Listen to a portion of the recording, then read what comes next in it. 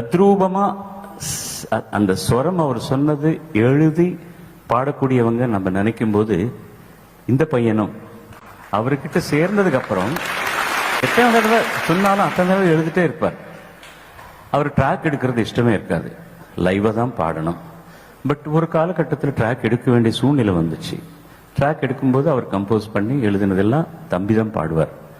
பாடினதுக்கு அப்புறம் அதை கேசட் பண்ண வச்சு, யூஸ்வலா அவரை சொல்லி கொடுக்காம பாட்டு நடக்கவே நடக்காது. ஹார்மோனியத்துல சொல்லி கொடுக்கணும். இவர் மேல ஒரு நம்பிக்கை, என் மேல ஒரு தைரியம் வந்ததுக்கு அப்புறம் தம்பி பாடுக்கான் அந்த கேசட்டை நல்லா கேட்டு எழுதிட்டு எழுதுறது எனக்கு வந்து, நான் எதுவும் மேத்தமேட்டிக்ஸ் தான் தவிர சொரம் எழுத வராது எனக்கு. சரின்னு சொல்லிட்டு எல்லாமே இட்ஸ் நாட் தட் ஈஸி.